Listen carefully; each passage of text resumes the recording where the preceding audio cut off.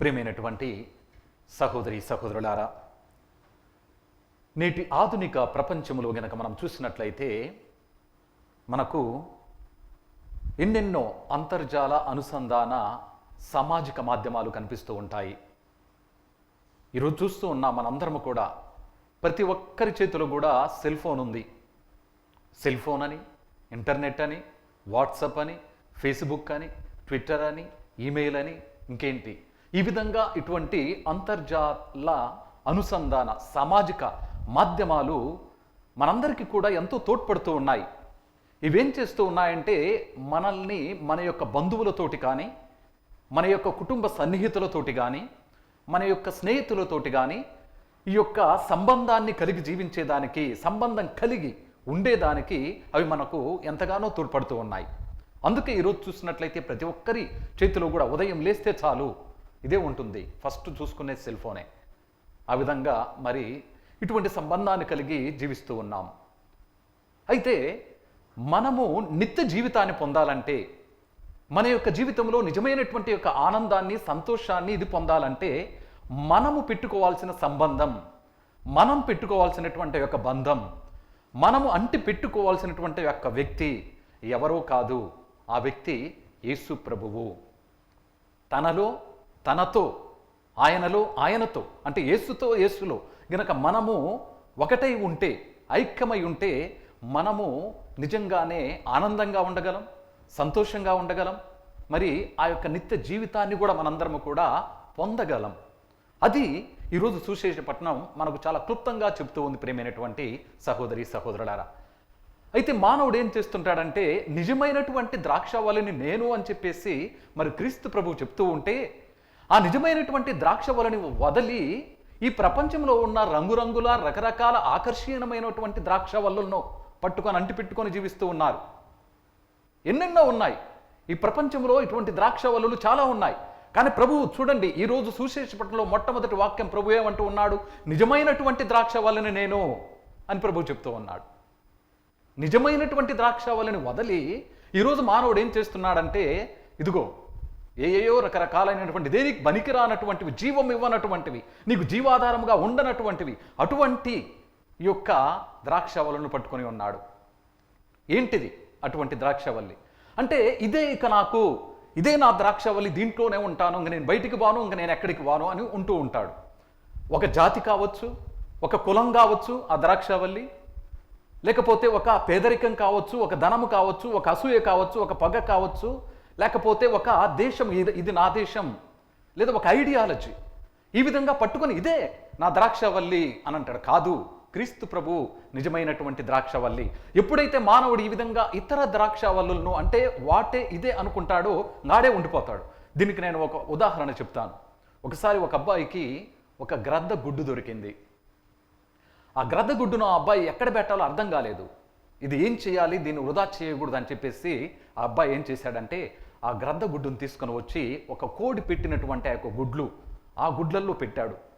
ఆ కోడి గుడ్లల్లో గనక ఇది పెడితే కోడి పొదిగినప్పుడు ఆ గుడ్ల మీద, అదేవిధంగా ఈ గ్రద్ద గుడ్డు కూడా మరి గ్రద్ద పిల్ల వస్తూ ఉంది ఆ కోడి పిల్లల మాదిరిగా అని చెప్పేసి ఆ అబ్బాయి ఆ గుడ్డును తీసుకొని పోయి అక్కడ పెట్టడం జరిగింది. ప్రియమైనటువంటి సహోదరి సహోదరులారా, కోడి పొదిగింది. కోడి పిల్లలతో పాటు ఈ గ్రద్ద గుడ్డు కూడా, గ్రద్ద పిల్ల కూడా రావటం జరిగింది. ఆ గ్రద్ద పిల్ల ఆ కోడి పిల్లలతోటి తిరుగుతూ ఉంది, ఆ కోడి పిల్లలతోటి పెరుగుతూ ఉంది. తాను అనుకుంటూ ఉంది నేను కూడా కోడి పిల్లనే, ఎందుకంటే ఇదిగో వీటితోటి ఉన్నాను కదా, అక్కడే పుట్టాను కదా, కాబట్టి నేను కూడా కోడి పిల్లనే అనుకుంటూ ఉంది. కానీ అది గ్రద్ద అని అనుకోవటం లేదు. ఈ కోడి పిల్లలు పెద్ద అవుతూ ఉన్నాయి. ఆ కోడి పిల్లలు ఎగిరినప్పుడు కొంతవరకు ఎగురుతుంది, మనకు తెలుసు కోడి ఎంతవరకు ఎగురుతుందో, కొంతవరకు ఎగిరి పడిపోతుంది. కానీ గద్ద కూడా మనకు తెలుసు ఎంతవరకు ఎగురుతుందో, ఆకాశం వరకు అది ఎగరగలదు, చాలా ఎత్తు వరకు కూడా అది ఎగరగలదు. ఇది కోడి పిల్లలు కొంతవరకు ఎగిరి కింద పడుతుంటే ఇది కూడా ఎగురుతుంది. ఆ కోడి పిల్లల మాదిరిగానే అంతవరకు ఎగిరి కింద పడుతూ ఉంది గద్ద పిల్ల కూడా. దానికి నేను ఇంకా ఎగరగలను, నేను గద్ద పిల్లనని అనుకోవటంలే, తెలుసుకోవటంలే. తర్వాత ఒకరోజు అది చూసింది, ఆకాశం మీద బంగారు వన్నె కలిగినటువంటి ఒక రెక్కలతోటి ఒక పెద్ద పక్షి, అంటే గ్రద్దే ఎగురుతూ ఉంది. ఎగురుతూ ఉంటే అడిగింది, ఆ పక్క కోడి పిల్లల్ని అడిగినప్పుడు అది ఏంది, ఆ పక్షి అంత బాగుంది, అంత పెద్దగా ఉంది, అంత ఎత్తున అది ఎగురుతూ ఉంది ఆ విధంగా పోతూ ఉంది అంటే ఆ పక్షి చెప్తూ ఉందన్నమాట, ఆ కోడి, అది కింగ్ ఆఫ్ ద బర్డ్స్, అంటే ఈ యొక్క పక్షులంటకు కూడా, వాటంటకు కూడా రాజు అది గ్రద్ద. అది ఆ విధంగా అంత ఎత్తున అది ఎగురుతుంది అన్నప్పుడు ఈ గ్రద్ద పిల్ల, అబ్బా అవునా ఎంత అదృష్టం దానికి అని చెప్పేసి అనుకుంటుందే కానీ చూడండి ఇది గ్రద్ద అని చెప్పేసి తెలుసుకోలేకపోతూ ఉంది. ప్రియమైనటువంటి సహోదరి సహోదరులారా, ఆ కోడి పిల్లలతోటి పెరిగింది, పెద్దదైంది, కానీ అది గ్రద్ద అని తెలుసుకోలేక చివరికి అది ఇదిగో ఈ కోడి పిల్ల మాట వినింది. ఎందుకంటే దీనికి తెలియదు, ఈ విధంగా తప్పుడు మాటలు కూడా వింటూ ఉంటాము. ఎందుకంటే అలా ఆ విధంగా అంటు పెట్టుకుని ఉన్నప్పుడు, అలానే ఉన్నప్పుడు తప్పుడు మాటలు కూడా వింటూ ఉంటాం. ఆ విధంగా అలానే అనుకున్నది చనిపోవటం జరిగింది. చూడండి దాని యొక్క గుర్తింపు, నేను గద్ద అయినప్పటికీ కూడా కోడి పిల్లనే అని చెప్పేసి అది అలానే అంటుపెట్టుకొని, ఆ కోడికే అంటుపెట్టుకొని ఆ కోడి పిల్లలతో పాటు ఉండి అది ఏమీ కూడా చేసుకోలేకపోయింది. సరిగా తెలుసుకోలేక, దాని ఐడెంటిఫికేషన్, తను తాను గుర్తించలేక ఏంటిది అని చెప్పేసి అలా అయిపోయింది. ఈరోజు ప్రియమైనటువంటి సహోదరి సహోదరులారా, మానవుడు కూడా అదే చేస్తూ ఉన్నాడు.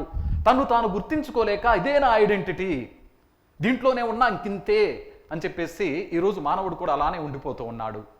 ఎందుకంటే ప్రతి మానవుడు కూడా క్రీస్తు ప్రభువు ద్రాక్షావల్లి, క్రీస్తు ప్రభువే నా ఐడెంటిటీ, క్రీస్తు ప్రభు యొక్క శిష్యుని నేను, క్రైస్తవునే అని చెప్పేసి ఎవరైతే ఆ విధంగా క్రీస్తు ప్రభువు ద్రాక్షావల్లి అని చెప్పేసి ఆయనకు అంటు పెట్టుకొని జీవిస్తారో వాళ్ళు ఎదుగుతారు, వాళ్ళు ఆ విధంగా ఉంటారు. అలా కాకుండా ఇదిగో నేషనలిజం కానీ, నాజిజం కానీ, సోషలిజం కానీ, లేకపోతే కమ్యూనిజం కానీ, లేకపోతే ఇంకోటి కానీ ఇంకోటి ఏంటి అవి మాదే, మేము తప్పితే ఇంకెవరు లేరు ప్రపంచంలో చెప్పేసి హిట్లర్ ఎంతమందిని చంపాడు, నా రేస్, నా జాతి తప్పితే ఇంకెవరు లేరు అంటే ఆయన అంతే, ఆయన ద్రాక్షావల్లి, ఆయన జాతి ఆయనే. అదే ఆయనే కనుక క్రీస్తు ప్రభువు నా ద్రాక్షావల్లి అని చెప్పేసి ఆయన నమ్ముంటే అందరిని కూడా ఆదరించేవాడు, ఇంతమందిని చంపుండేవాడు కాదు. అదేవిధంగా మనలో కూడా చాలామందిని కూడా నా అనుకుంటూ మన యొక్క ద్రాక్షవల్లులు ఏంటియో వాటికంటూ పెట్టుకొని మనం మానవుడు జీవిస్తూ ఉంటాడు. అందుకనే మానవుడు సంతోషంగా ఉండడు. అదే క్రీస్తు ప్రభువుని కంటి పెట్టుకొని ప్రతి ఒక్కరు జీవిస్తుంటే యొక్క ఐక్యం అనేది ఉంటూ ఉంది. ఎందుకంటే క్రీస్తు ప్రభువుని అంటి పెట్టుకొని జీవించిన వాడు క్రీస్తు ప్రభు మాదిరిగా జీవిస్తాడు, క్రీస్తు ప్రభు చెప్పినట్లుగా జీవిస్తాడు, క్రీస్తు ప్రభు యొక్క ఆజ్ఞల ప్రకారం జీవిస్తాడు.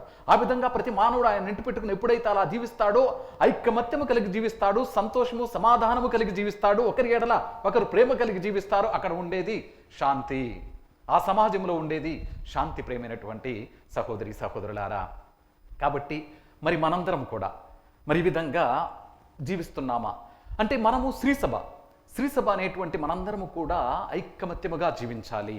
ఎందుకంటే క్రీస్తు ప్రభు మన తల, మనందరము కూడా ఆయన యొక్క అవయవాలం. కాబట్టి మనందరము కూడా ప్రభువుకు అంటి పెట్టుకొని జీవించినట్లయితే మనలో మనకు స్వార్థం ఉండదు, మనలో మనకు అసూయ ఉండదు, మనలో మనకు ఎటువంటి పగలు ద్వేషాలు ఉండవు. వాడిని తోసివేయాలి, తొక్కివేయాలి, అనాదుకాలని చెప్పేసి ఎంతోమంది ప్రయత్నాలు చేస్తూ ఉంటారు. అటువంటి ఎవరు కూడా చెయ్యరు.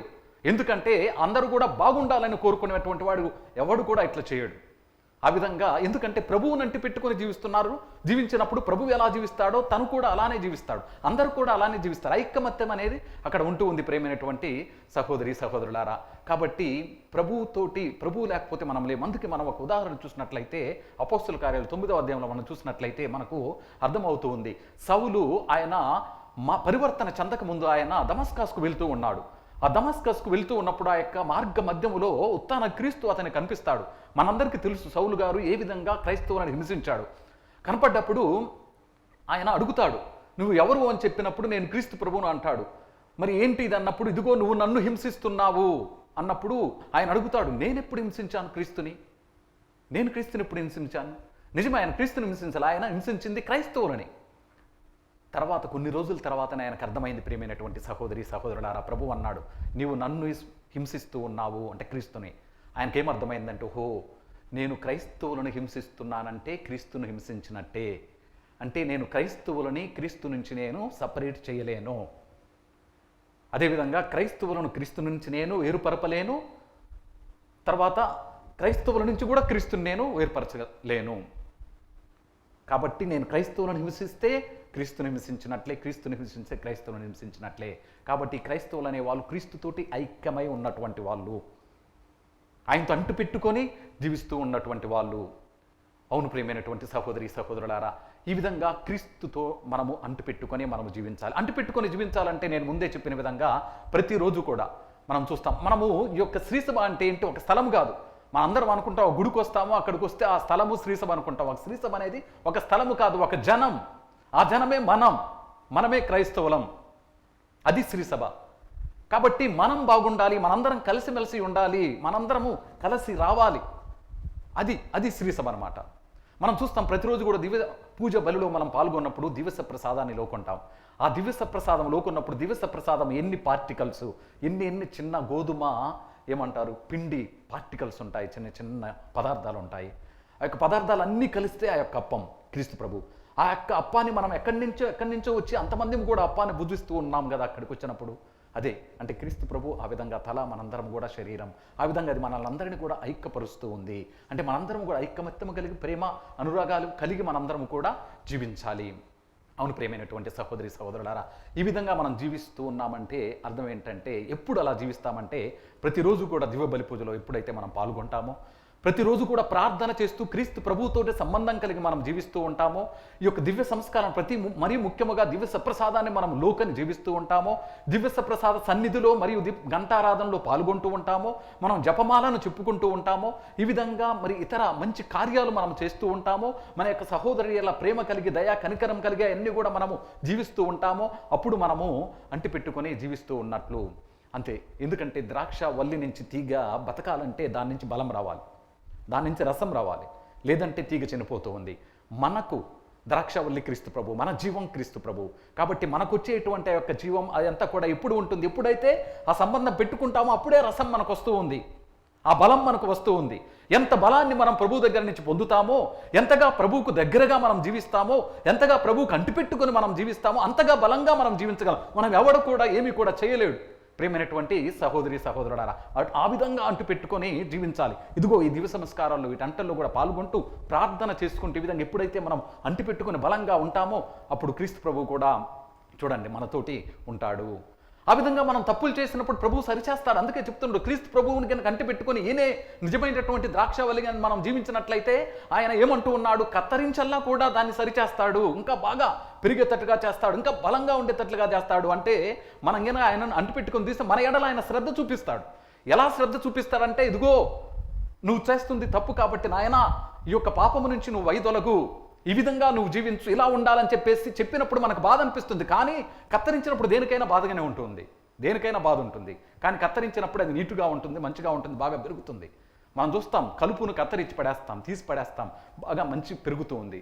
ఆ విధంగా మన యొక్క జీవితంలో ఉన్న చెడును కత్తరించినప్పుడు ఎవడైనా ఏదైనా ఒక మాట, అరే నువ్వు ఇలా జీవిస్తున్నావు అని చెప్పినప్పుడు అది ఎవరికైనా కూడా బాధకలి. కానీ తన యొక్క జీవితం తర్వాత తెలుస్తుంది, అది ఎదుగుతూ ఉంది, జీవితం సంతోషంగా ఉంటుంది ఆ యొక్క జీవితం. ఆ విధంగా కత్తరించి మనల్ని ఎదిగేటట్లుగా చేస్తాడు. కాకపోతే అదిగో ఆ గద్ద మాదిరిగా కాకుండా మనము ఇదిగో గింతే కోడి పిల్లల్లో చేరి ఇదే నా ద్రాక్షవల్లి అనుకోకుండా క్రీస్తు ప్రభు నా ద్రాక్షవల్లి అని చెప్పేసి ఆయన కట్టు పెట్టుకొని జీవిస్తే తండ్రి మనల్ని కత్తరిస్తాడు. ఆ విధంగా సరిచేస్తాడు, కత్తరించి సరిచేసి మనల్ని ఎదిగేటట్లుగా చేస్తాడు. అదిగో ఆ గద్ద ఏ విధంగా ఎగిరిందో పైకి, ఇంకో గద్ద ఆ మాదిరిగా మనల్ని కూడా ఎగిరేటట్లుగా చేస్తాడు. ప్రియమైనటువంటి సహోదరి సహోదరులారా, ఈ విధంగా మరి మనం అంటు పెట్టుకొని జీవించాలి. ఒకసారి తండ్రి కొడుకు ఇద్దరు కూడా అడవిలో ప్రయాణం చేస్తూ ఉంటే అబ్బాయి పాపం చిన్న కాయల్ని తింటూ ఉన్నాడు. చాలా బాగున్నాయి, తీయగా కాయలు ఉంటే పోటలు లేదు, చీకటి పడుతూ ఉంది. ఈయనేం పోతున్నాడు, అబ్బాయి అక్కడే చెట్టు దగ్గర తింటూ ఉంటే ఆ అబ్బాయికి చెప్పలేక కొడుక్కి, అయ్యా చీకటి పడుతూ ఉంది, నువ్వు రా తినకుండా పోదామని చెప్పలేక కొడుకు మీద ఉన్నటువంటి ఒక ప్రేమతోటి ఆయన అన్నాడంట, ఇదిగో చీకటి పడుతుంది కదా, ఇదిగో నువ్వు తింటూ ఉండిలే కానీ తింటూ రా, నేను వెళ్తూ ఉంటాను, అయితే నీ పేరు పిలుస్తూ ఉంటా. నేను ఎప్పుడైతే నా మాట నీకు వినపడదో, సన్నగిలుతుందో నా మాట, అప్పుడు నువ్వు వచ్చేసేయి, పరిగెత్తుకుంటూ నా దగ్గరికి వచ్చేసేయి, ఆడ నువ్వు ఉండొద్దు, ఎందుకంటే చీకటి పడుతుంది అని చెప్పాడంట. ఎందుకు ఈ విధంగా చెప్పాడంటే, ఇదిగో ఆ విధంగా ఒకవేళ గనక ఆ అబ్బాయి ఆయన మాట వినకుండా పట్టించుకోకుండా గనక ఇలానే అడవిలో ఉండిపోతే ఆయన వెళ్ళిపోతాడు. ఈ అబ్బాయి అక్కడ ఉన్నటువంటి క్రూర మృగాలకు ఆయన దొరుకుతాడు, చచ్చిపోతాడు. అలా ఆయన బాధ పెట్టకుండా, అబ్బాయిని బాధ పెట్టకుండా, ఇదిగో చూడు ఏ విధంగా రా, నువ్వు నాతోటి రా, నువ్వు కనుక నా మాటని వచ్చినట్లయితే, ఆయనతోటి ఉన్నట్లయితే నువ్వు ఆయనతోటి వెళ్ళిపోతావు తండ్రితోటి, ఇక్కడ క్రూర మృగాలు నిన్నేం చేయవు. మన తండ్రి కూడా అంతే ప్రేమైనటువంటి సహోదరి సహోదరులారా, మనల్ని బాధ పెట్టడు, మనల్ని కష్టపెట్టడు, మనల్ని ఇదిగో నువ్వు నాకు అంటి పెట్టుకొని జీవించు, నాతో పాటు నువ్వు ఉండు అని చెప్పేసి ఈ విధంగా ప్రభువు చెప్తూ ఉంటాడు. ఎప్పుడైతే ఒకవేళ అబ్బాయి గనక ఆయన యొక్క నాన్న మాట వినకుండా ఆడే ఉండుంటే క్రూరముగాలు ఎలా చంపి ఉంటాయి, మనం కూడా క్రీస్తు ప్రభు యొక్క మాట వినకుండా, క్రీస్తు ప్రభు యొక్క వాక్యం ప్రకారం మనం జీవించకుండా, ఆ విధంగా మనం జీవించినట్లయితే మన యొక్క పాప మార్గంలో పడి మనం కూడా ఎండిపోతాం, నాశనం అయిపోతాం, నరకానికి పోతాం, ఆ విధంగా ఉండిపోతాం ప్రియమైనటువంటి సహోదరు. అందుకే ప్రభు మనకు అందరికీ కూడా ఇదిగో హెచ్చరిక చేస్తూ ఉన్నాడు. అంటిపెట్టుకొని జీవించండి, నేను మిమ్మల్ని ఎంతో ప్రేమిస్తూ ఉన్నాను, ఇదిగో మీరు నా మాదిరిగా నన్ను అంటిపెట్టుకొని జీవిస్తే మీరు ఫలిస్తారు అంటూ ఉన్నాడు. కాబట్టి ఈ విధంగా ప్రభువుని అంటిపెట్టుకొని జీవించేదానికి, ప్రభువే మనకు జీవాధారం, జీవనాధారం అని చెప్పేసి మనం గ్రహించేదానికి, ఆ విధంగా గ్రహించి మంచిగా మరి ఫలించేదానికి కావలసినటువంటి శక్తిని ప్రభువు మనకి దివ్య బలి పూజలో ప్రసాదించమని మనందరం కూడా వేడుకుందాం.